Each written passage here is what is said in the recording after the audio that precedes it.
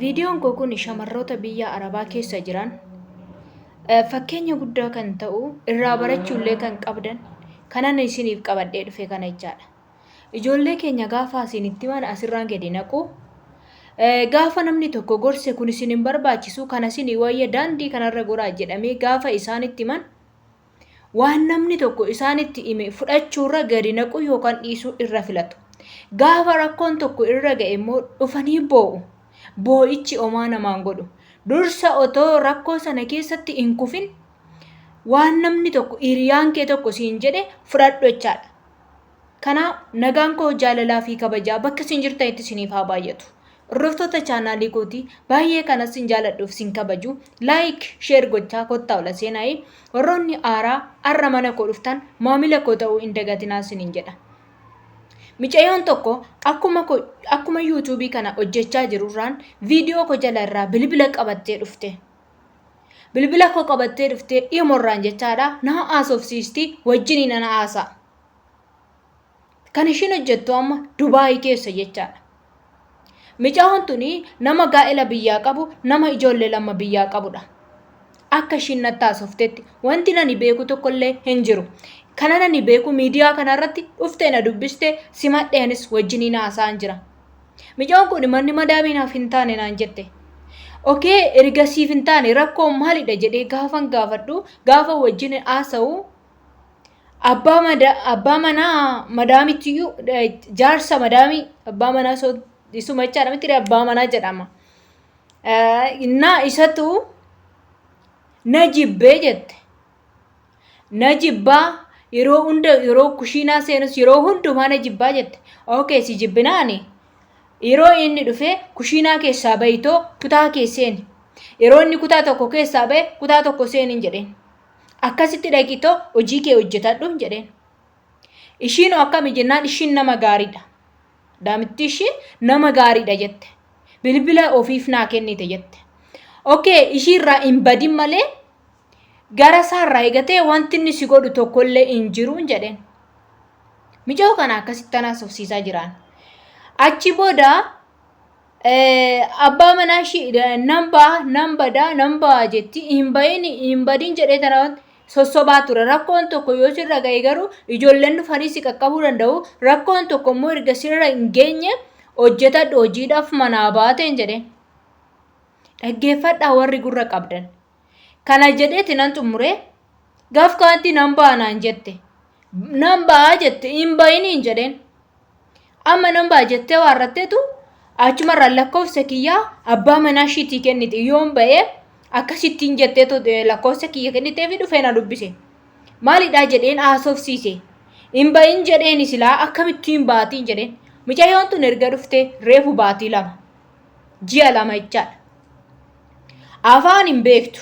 Aaraadha biyya biraa hin deemne jette. Ani waan na dhibe tokko keessa afaan silaa hin beektu yookaan waan isaan jedhaniyyuu hin beektu ammaal ta'u baataan jedheen achi baate amma ijoollee biratti qabamtee jirti naan jedhan. Akkamittiin ijoollee bira deemte jedhee gaafan gaafadhu.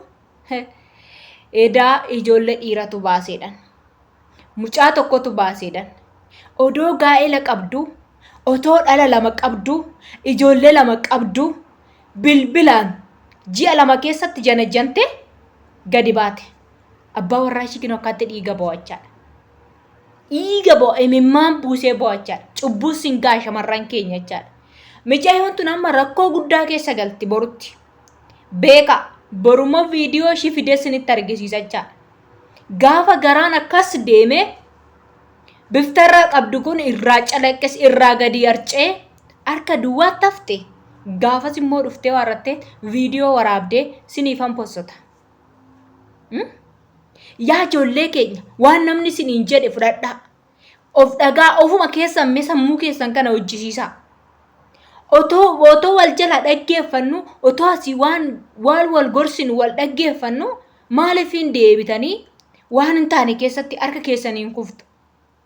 Suusii akkanaa qabdu maal yeroo biyyaa baatan? Suusii akkanaas hin qabe. Biyya yeroo baatan abbaa manaa jalaa baatee dhufte. Ji'a lama gidduutti foon kee kana dhorkachuu dadhabdeeti mana foon ofii gaafa habboommachuu dadhaban itti dhiisanii gara biyya ofii galuudha.